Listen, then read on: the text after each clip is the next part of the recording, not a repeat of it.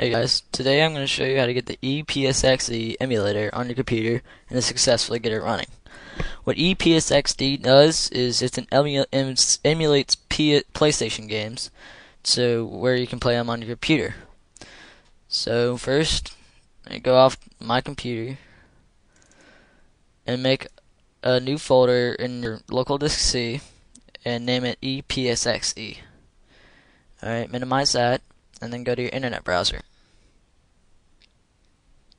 Alright, and then you go to Google and type in epsxe. I'll have all the links in the description box. So, go to Downloads and click the first one you see. So you download that. And then you should get these things: BIOS, cheats, docs, memory cards, patches, plugins, snap, sstates, beretta.dll, epsxe.chm, and epsxe.exe. So you want to extract all those files to the new epsxe folder that you just made. So you click OK, and once it extracts, we have to go get a BIOS. We cannot play without a BIOS. The reason why the epsxe doesn't come with a BIOS because it's illegal for them to supply it. So, again, I'll have all the links in the description box. You go to this website, it should look something like this. And we're going to download the BIOS PSX SCPH 1001.bin. Click download. Click OK. Alright, and you should have a README and the BIOS file. So you just want this BIOS file, so you extract that to the BIOS folder inside your epsxe folder. So, click OK, and now we're going to have the plugins, so we can get the best performance out of our emulation. So, now you get epsxe plugins, and go to this site. It should look something like this, and I'll have all these things, all these plugins called graphic plugins, sound plugins, CD plugins, input plugins, miscellaneous plugins, and Linux plugins. So, the only ones we're going to worry about is the graphics plugins, the sound plugins, and the CD plugins. So, I chose Pete's GPU plugins, version 1.76. So, again, you can pick any one you want, but I recommend this one. So, you should have all these files. Just extract them all to your epsxe plugins folder. So click OK, and now we're gonna have to get the sound plugins. So, oops. Alright, I chose Pete's D-Sound SPU version 1.15. So you click download, click OK. And you should come up with these two files. Just extract them to your plugins folder, just like last time. Right here. Okay, click OK.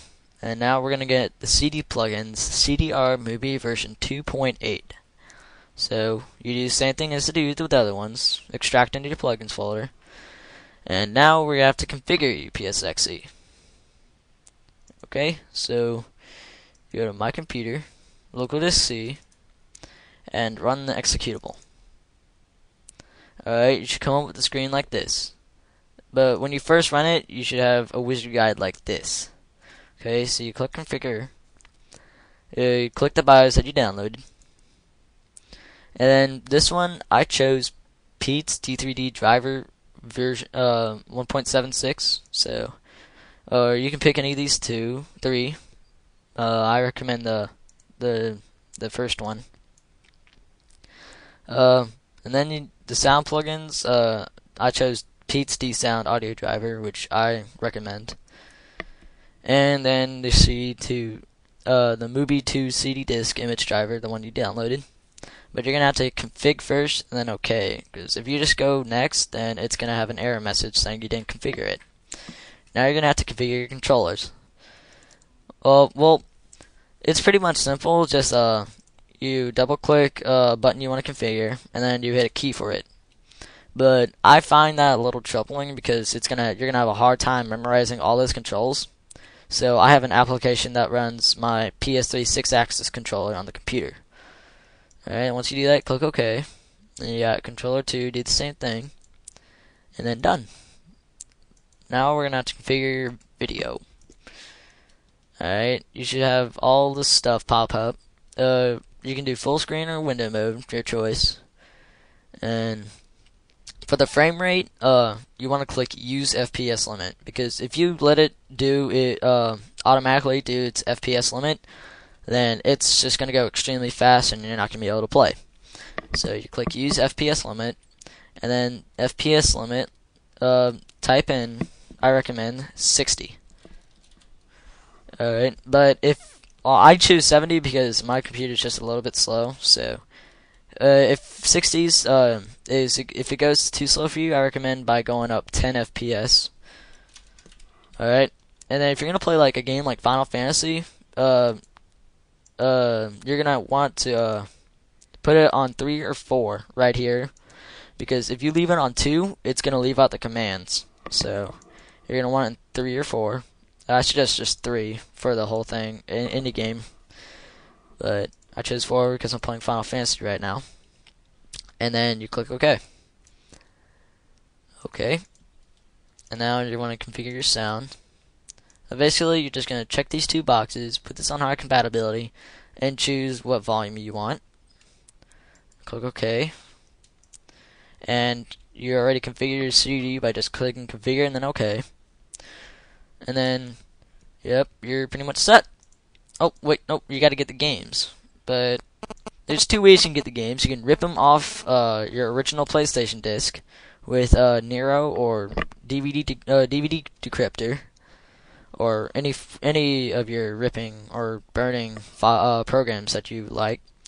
But if you're gonna do it the illegal way, and I suggest going to Mininova or the Pirate Bay. So say you want to get Final Fantasy 7. So you go to piratebay.org or Mininova, and then you click and you type in Final Fantasy 7. And you're gonna want one with a lot of seeds, so click SE over here. And I should type epsxe. Okay. Click on the seeds again, and this one would be good. So you have to have uTorrent or any of that kind of stuff. So you click on it, click download, and just wait for it to finish. It might take a while. So once you have that, you extract it to a folder or whatever, and I'm going to show you a little demo run. So open it up, and there you go.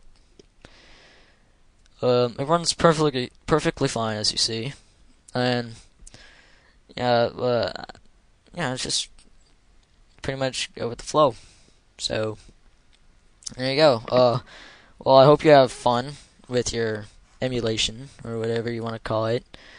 So now you can play your PlayStation on your computer. Alright. Yeah. So have fun.